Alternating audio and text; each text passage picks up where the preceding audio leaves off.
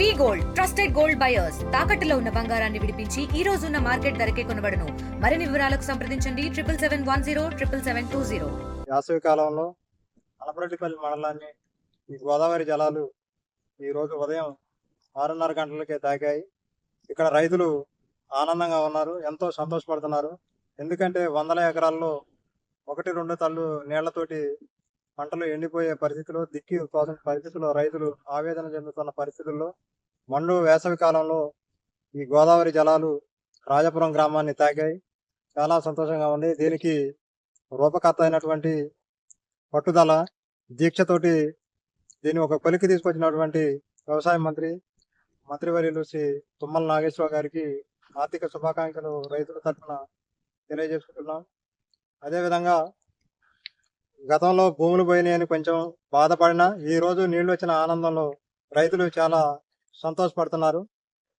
ఈ వేసవి కాలంలో మార్చి మొదటి వారంలో కూడా గోదావరి నీళ్లు తోటి రైతులు చాలా ఆనందపడుతున్నారు. రైతుల తరపున ప్రత్యేకమైనటువంటి అనపరెడ్డిపల్లి మండలం తరపున ప్రత్యేకమైన ధన్యవాదాలు.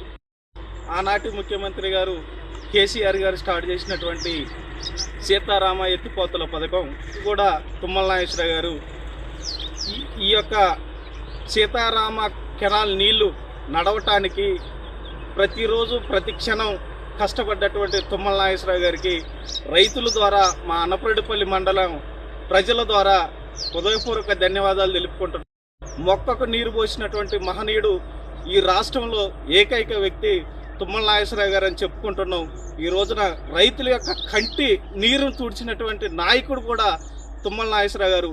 ఇలాంటి తుమ్మల నాగేశ్వరరావు గారు రాష్ట్రం తన వంతుగా వ్యవసాయానికి మారుమూల ప్రాంతాలైనటువంటి ఈ గిరిజన గ్రామాలైనటువంటి అనపరెడ్డిపల్లి మండలం కానీ, అనపరెడ్డిపల్లి, ములకలపల్లి, మా కాన్స్టిట్యున్సీలో సీతారామ పనులు ఈ నీళ్లు నడవటానికి ఉన్నంత కాలం రైతులకి ఎలాంటి లోటుపాటు ఉండదనే నిదర్శనంగా నిలిచినటువంటి ఈ ప్రభుత్వానికి కూడా ఈ తుమ్మల నాగేశ్వరరావు గారికి పేరు పేరున రైతులు ఇలా పేరు పేరున ఆయన కలిస్తే పాదాభివందనం చేయడానికి మేము ముందుగా ఉన్నాము. మరిన్ని వీడియోస్ కోసం ఛానల్ ని సబ్స్క్రైబ్ చేయండి. లేటెస్ట్ అప్డేట్స్ కోసం వాట్సాప్ ఛానల్ ని ఫాలో అవ్వండి. ఆ లింక్ డిస్క్రిప్షన్ లో ఉంది.